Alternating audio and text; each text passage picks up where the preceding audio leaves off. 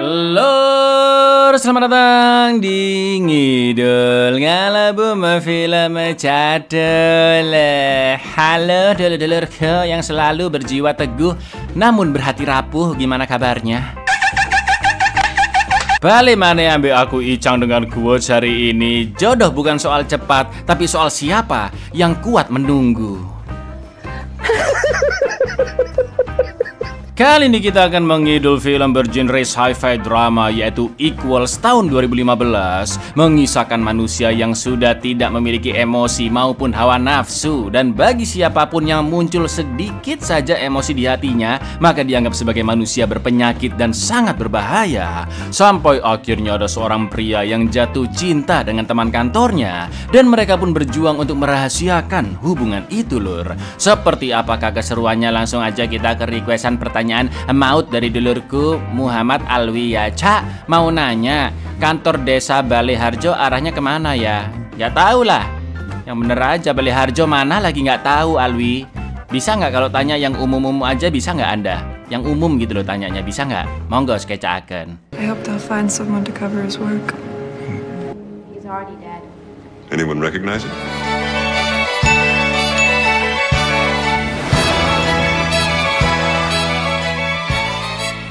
Berlatar di masa depan dalam dunia distopia, kondisinya sangat berbeda dengan apa yang kita alami sekarang, lur.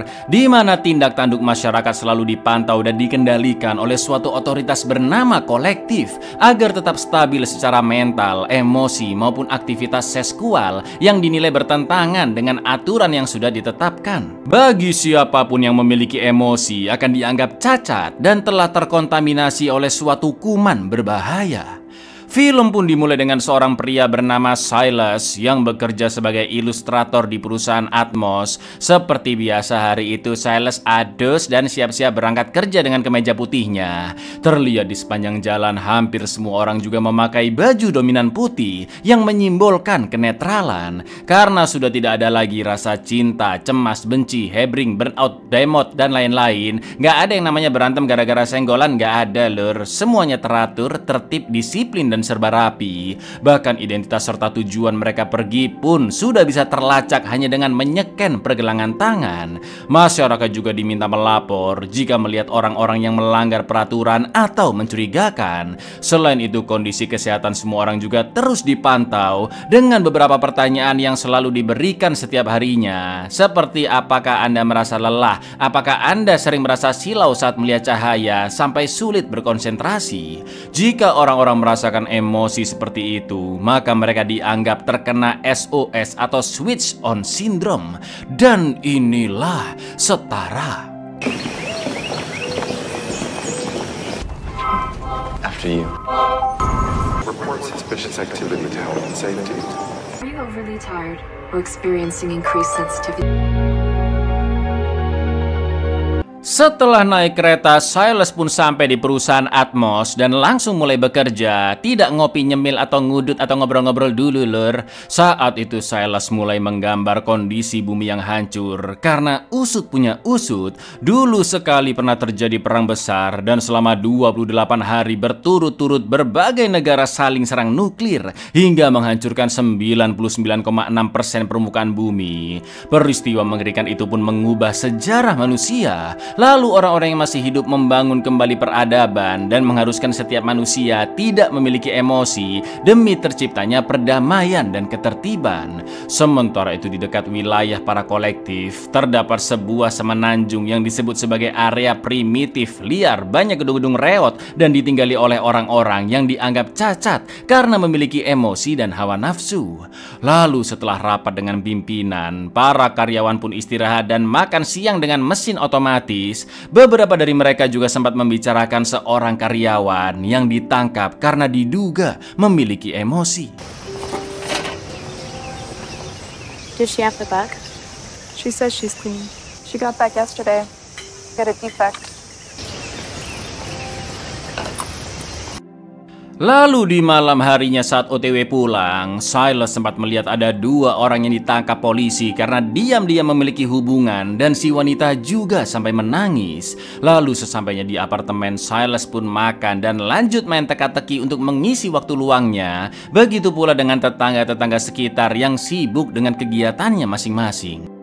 Seperti biasa keesokan paginya Silas menjalani hari yang sama. Dan di kereta dia melihat berita kedua orang yang ditangkap semalam sudah dibawa ke fasilitas kecacatan emosional dan neuropati yang disingkat DEN untuk dikarantina dan diberi obat yang bisa menekan emosi. Semua orang juga kembali diingatkan bahwa berpasangan dampaknya bisa sangat berbahaya dan juga dianggap sebagai wabah. Lalu ketika mulai bekerja di perusahaan Atmos, tiba-tiba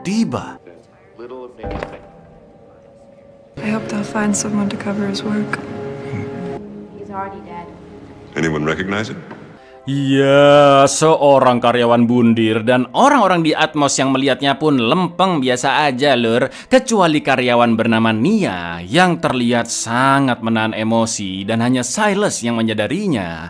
Semua orang pun lanjut bekerja ketika mayat karyawan tadi dievakuasi. Dan setelah itu semua karyawan Atmos dikumpulkan untuk menyaksikan eksplorasi luar angkasa yang sedang dilakukan oleh kolektif. Namun tatapan Silas masih tertuju kepada Nia. Lalu pulangnya ke apartemen, entah mengapa Silas tidak bisa merasa tenang dan terus kepikiran dengan sosok Nia. Esok harinya saat rapat di kantor yang juga dihadiri oleh Nia, lagi-lagi Silas curi-curi pandang dan sempat tidak fokus mendengarkan presentasi. Lalu di malam berikutnya Silas pun mimpi buruk seolah-olah dirinya akan melompat bundir. Would you talk us through the lead illustration, Silas? Karena mulai merasa ada emosi dalam dirinya, Silas pun mendatangi fasilitas DEN untuk memeriksakan kondisinya. Di sana dia bertemu banyak pasien-pasien SOS, mulai dari yang stadium 1 sampai yang terparah stadium 4. Salah satunya adalah Jonas yang divonis mengidap SOS stadium 2. Lalu ketika pemeriksaan, Silas memberitahu mimpi buruknya semalam yang membuatnya agak sesak nafas dan juga mual. Pak dokter pun akhirnya mengambil sampel darah Silas dengan suntikan super canggih yang langsung mendeteksi penyakitnya. Dan ternyata Silas positif menghadap SOS, namun masih stadium 1 lur. Selanjutnya Silas akan diobati agar bisa kembali menjalani hidup yang normal. Lalu ketika sampai di kantor, beberapa karyawan di sana curiga dengan Silas karena ada memar di dahi, yang untungnya Nia datang membantu Silas. Last night? Yes, he was. I saw him. Malam harinya setelah mengambil obat, Silas pun pulang ke apartemen dan sambil menenggak pil obatnya, dia melihat penjelasan tentang apa itu SOS, yaitu gangguan pada gen yang mengendalikan emosi manusia sehingga menyebabkan perilaku yang tidak wajar. Akan tetapi belum ada obat yang benar-benar bisa langsung menyembuhkan SOS dan saat ini hanya tersedia obat inhibitor yang mampu memperlambat SOS. Di stadium pertama seseorang biasanya mengalami kesulitan konsentrasi, stres, nyeri, gelisah, dan lebih sensitif terhadap cahaya. Jika tidak segera ditangani, maka ketidakstabilan emosional akan terus meningkat dan pada stadium keempat atau terakhir, tingkah laku seseorang sudah dianggap akut lur dan akan segera dikarantina di tempat yang dinamai sangkar. Ngerinya di sana orang-orang itu akan disetrum, diberi pengobatan yang ekstrim untuk menekan emosi, bahkan bisa dieksekusi mati tanpa rasa sakit. Lalu ketika lanjut bekerja, Silas tidak bisa konsentrasi dan sampai menangis yang membuatnya semakin kebingungan dengan dirinya sendiri. Meski begitu, Silas tetap memperhatikan Nia lur, bahkan terus mengikutinya sampai pulang ke gedung apartemen yang entah mengapa Silas merasa lebih tenang saat melihatnya. Hello, Silas. Oh, Nia.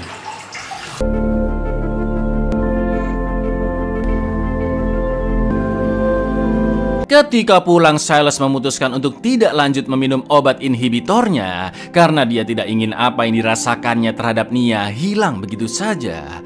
Lalu di kantor, Silas pun langsung menemui Nia dan beralasan dia butuh diskusi terkait kerjaan yang sebenarnya Silas hanya ingin bisa ngobrol lebih lama dengan Nia. Saat itu Silas pun tersenyum melihat paras cantik Nia dari jarak dekat dan muncul perasaan aneh di hatinya. Bahkan saat semua karyawan sudah pulang kantor, Silas pun diam-diam masuk ke ruang kerja hanya untuk mendengar rekaman suara Nia dan wah, kebayang-bayang sampai tidur lur.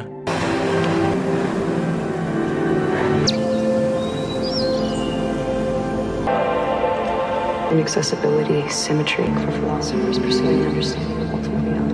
Lalu di rapat keesokan harinya, tanpa sengaja Silas menumpahkan minuman jahenya dan kacamata peredam cahaya khusus pengidap SOS pun terjatuh.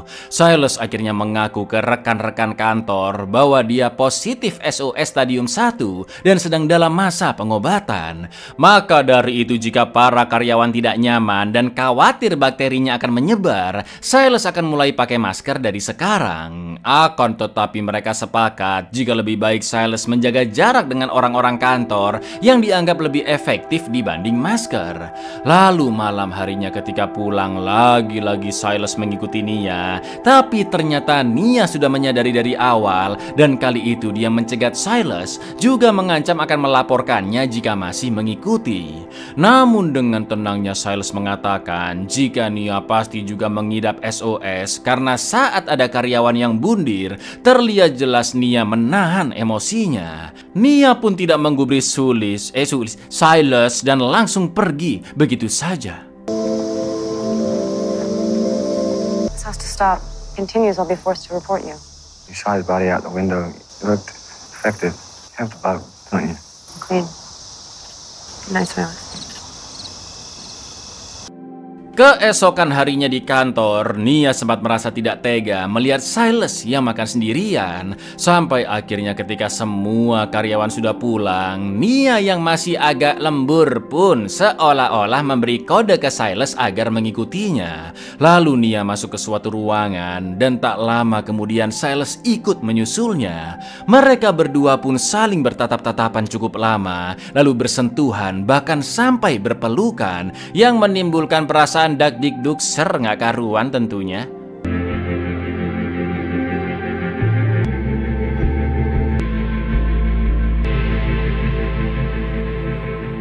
Nia akhirnya mengaku jika dia sudah terjangkit kuman selama 1 tahun 3 bulan yang kondisinya selalu dia rahasiakan dari siapapun. Setiap harinya Nia selalu menahan diri agar emosinya tidak terlihat, dan saat ada keinginan untuk kembali normal seperti orang-orang, Nia selalu merasa itu adalah perbuatan yang salah. Di lain sisi Nia tidak mau mereka bertemu lagi seperti itu, karena jika ketahuan pasti akan mendapat hukuman berat, bahkan bisa-bisa mereka dieksekusi.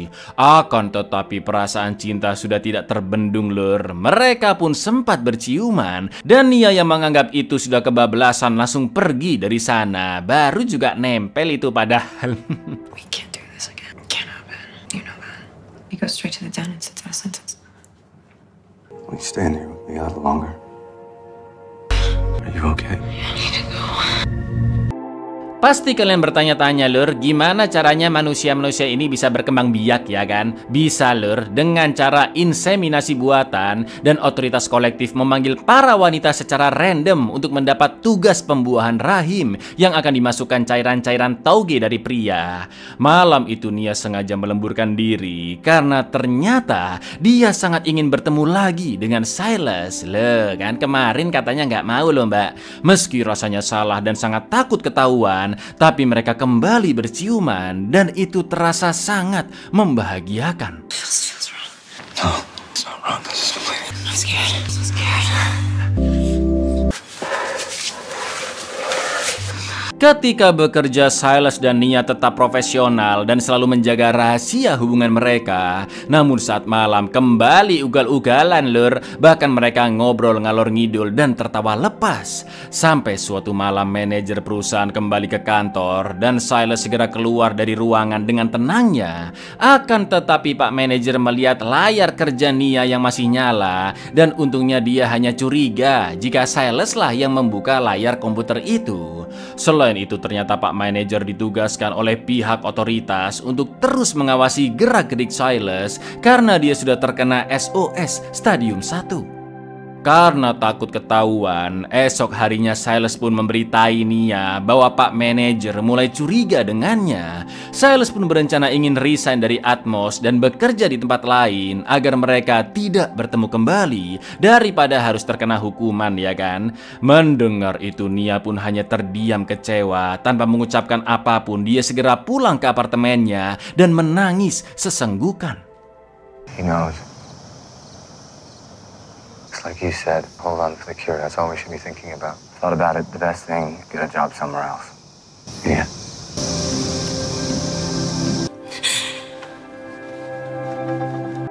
Esok harinya Silas pun mengajukan resign dengan alasan ingin mengurangi interaksi dengan karyawan agar bisa fokus ke penyembuhan SOS-nya. Sedangkan Nia sangat terkejut karena posisi ilustrator sudah digantikan oleh orang lain dan diam-diam menangis sendirian, juga galau di apartemen sambil memandangi gelas milik Silas. Lalu ketika Silas mengambil obat inhibitor, dia bertemu Jonas dan mereka pun lanjut ngobrol-ngobrol. Silas menceritakan apa yang terjadi dengannya dan dia jatuh cinta dengan wanita bernama Nia. Menurut Jonas, keputusan Silas untuk mengakhiri hubungan itu sudah tepat demi kebaikan mereka berdua. Ternyata setahun lalu Jonas juga pernah memiliki hubungan dengan wanita, namun mereka kepergok dan akhirnya Jonas masuk ke fasilitas Den. Selain itu Jonas memberitahu bahwa dia tergabung ke sebuah grup kecil yang berisi orang-orang dengan penyakit SOS dan mereka sering bertemu untuk mencurahkan perasaan satu sama lain. Akan tetapi ada satu anggota yang mirip dengan Nia, yaitu seorang dokter di fasilitas Den bernama Bess yang berhasil menyembunyikan penyakit SOS-nya sampai sekarang. You two are in love with each other. You're right to end it though. I'm part of a group, a support group, to talk openly about how she's self-diagnosed. She's a hider. Silas akhirnya mendatangi grup pendukung yang berkumpul di suatu tempat rahasia dan langsung disambut oleh Jonas, Bess DKK. Silas pun mendapat info dari Bess bahwa di sangkar fasilitas Den kondisinya sangat mengerikan karena sebagian orang yang masuk ke sana dianjurkan untuk bundir yang dianggap lebih efektif dibandingkan strum listrik atau cara lainnya. Selama ini Bess selalu menutup-nutupi emosinya saat bekerja di fasilitas dan dengan melihat pasien-pasien di sana, Bess pun mengerti arti menjadi manusia seutuhnya. Jonas, Bess dan yang lainnya setuju bahwa SOS bukanlah sebuah penyakit, melainkan propaganda untuk mencuci otak manusia karena SOS adalah diri manusia sebenarnya. Sedangkan inhibitor bukan obat, melainkan cara untuk menghilangkan sifat asli dari manusia. Namun karena orang-orang yang emosinya sudah muncul hanya segelintir saja alias minoritas, maka mereka selalu merasa kesepian, Lur. Half the people who are brought in, staff encourages it, and it reminds me of who I am and why I choose to keep. It's lonely. At least with the inhibitors, I could get by. SOS isn't even a disease. SOS is who we really are.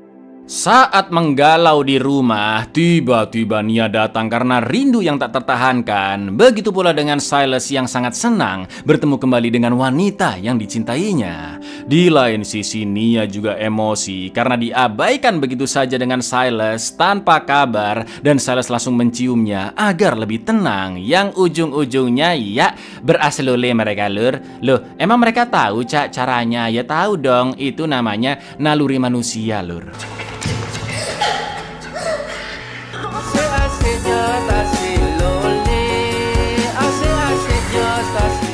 Keesokan paginya, Silas dan Nia pun masih terkejut dengan perasaan cinta yang begitu aneh. Seolah-olah ada tornado di hati mereka yang membuat perasaan campur aduk. Mulai saat itu, Silas ingin mereka selalu bersama tiap malam. Namun ketika di pagi sampai sore hari, mereka harus tetap bekerja dan menjaga kerahasiaan hubungan. Hari demi hari pun berlalu. Silas dan Nia makin saling memahami. Silas suka sejarah, sedangkan Nia suka menulis puisi. Akan tetapi beberapa minggu kemudian, Lur, Silas dan Nia terkejut melihat berita bahwa sudah ditemukan obat untuk menyembuhkan SOS dari berbagai stadium, alias obat yang mampu menghilangkan emosi manusia yang disebut obat Annie. Cara pengobatannya mudah dan cepat, yaitu dengan menyuntikkan Annie ke leher, dan hanya butuh waktu 6 jam saja untuk menetralkan emosi manusia. Jelas Silas dan Nia ketar-ketir karena tidak ingin kehilangan perasaan cinta di hati mereka. Mass production of the drug is already available to public clinics. Administered, the drug required before the disease is complete. It's a cure that restores the health and systematic order to the... It's not over. We're not doing that.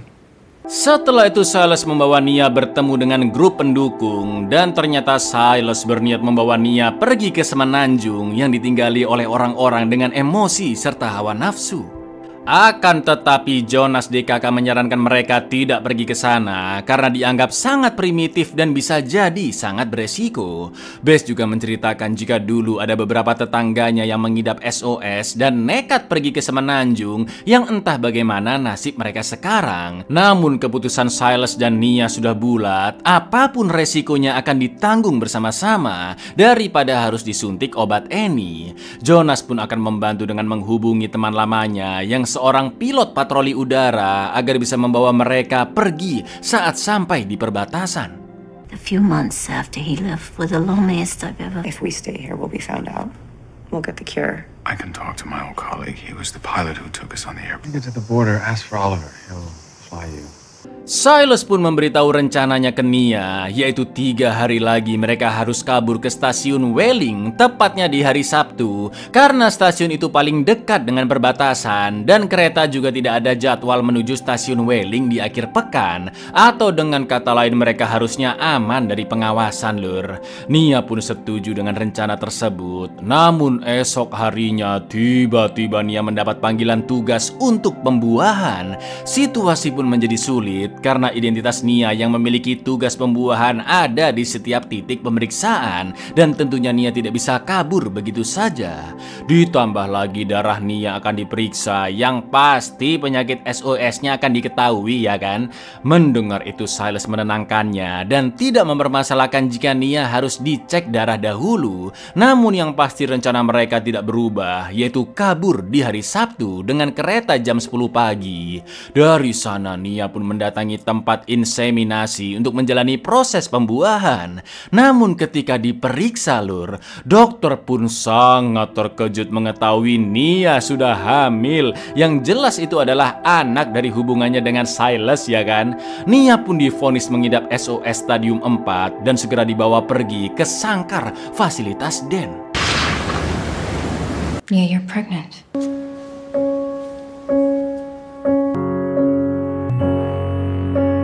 Nia dimasukkan ke ruang isolasi khusus dan Silas yang mengetahui jika Nia telah hamil akhirnya menceritakan ke Jonas dengan sangat panik. Jonas pun berusaha menenangkan Silas dan akan meminta bantuan Bess yang bekerja sebagai dokter di sana. Sedangkan Silas disuruh pulang ke apartemennya sampai mendapat info dari Jonas. Jelas Silas tidak bisa tenang. Dia tidak tidur semalaman dan mondar-mandir di apartemen memikirkan nasib Nia. Sementara itu di sangkar fasilitas Den, diam-diam Bess membebaskannya dan juga menukar identitas Nia dengan salah satu pasien yang baru saja bundir, agar seolah-olah Nia sudah mati dan tidak ada lagi yang mencarinya.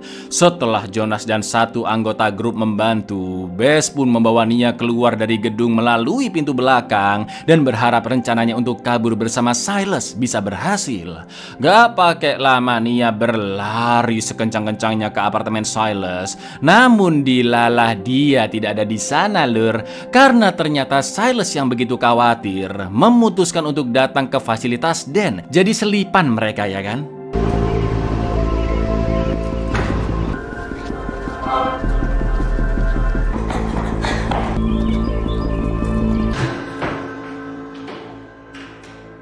Di lain sisi, ternyata salah satu anggota grup pendukung berkhianat. Dia sudah menyuntikkan obat Annie ke lehernya dan memberitahu pihak otoritas tentang adanya grup pendukung, yang akhirnya Bess, Jonas, serta satu anggota lainnya telah ditangkap, juga disuntikan obat Annie. Dan Silas yang melihat berita itu pun sangat terkejut. Setelah itu Silas pergi ke Den untuk menanyakan Nia ke abang-abang penjaga. Namun betapa terpukulnya Silas mengetahui Nia sudah tewas semalam, padahal identitasnya sudah ditukar, ya kan Lur? Dan Silas masih belum mengetahuinya. She died last night. According to the doctor's notes, the cause of death was... Sir? Are you okay? Nia pun galau karena mengira Silas pergi meninggalkannya begitu saja. Sedangkan Silas juga galau karena mengira Nia sudah mati dan sampai ingin bundir dari atas gedung. Akan tetapi Silas mengurungkan niatnya karena dia memiliki suatu rencana yang menurutnya lebih baik. Di lain sisi, Nia yang seharian mencari kekasihnya akhirnya kembali ke apartemen Silas dan menunggu di sana. Sampai akhirnya Silas pun pulang, Lur, dan sontak Nia langsung memeluknya. Tapi ternyata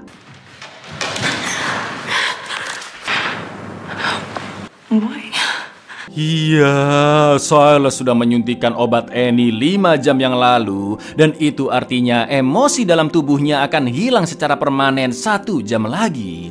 Silas melakukan itu untuk menghilangkan depresinya karena tadi mengira Nia telah mati. Dan Nia pun hanya bisa memohon agar Silas terus melawan efek samping obatnya dan tetap mengingat betapa indahnya jatuh cinta yang mereka rasakan, juga terus memikirkan calon anak mereka di kandungan Nia. Di lain sisi, Silas meminta Nia untuk tetap mencintainya apapun yang terjadi, entah nanti Silas masih bisa merasakannya atau tidak. Malam itu mereka pun terus berpelukan dan Nia juga berulang kali mengatakan jika dia begitu mencintai Silas, berharap dia bisa melawan obat di tubuhnya. What happens? You keep feel him, don't feel him. Remember this feeling. Just remember what this feels like. Lalu keesokan paginya, Lur, Silas sudah menjadi orang yang sangat berbeda, dingin dan tanpa ekspresi seperti dahulu. Silas mengatakan jika dia ingat pernah mencintai Nia, namun sekarang sudah tak lagi merasakannya. Sesuai rencana, mereka berdua pun akan kabur dengan kereta menuju ke perbatasan. Dan di sepanjang perjalanan, dari kejauhan Nia menatap Silas penuh kesedihan dan teringat segala momen kebersamaan mereka. Tapi tiba-tiba Silas duduk di sebelah Nia dan memegang tangannya. Melihat itu, Nia pun sangat berharap jika suatu hari nanti perasaan cinta itu bisa kembali muncul di hati Silas.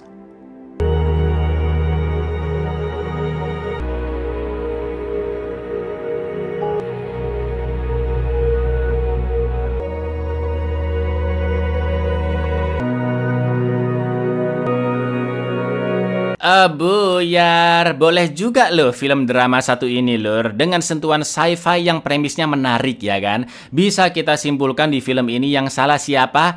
Bess. Ngapain nukar-nukar identitas jadi salah sangka dan kacau kan endingnya kan? Bess kamu ini, Bess. Assalamualaikum.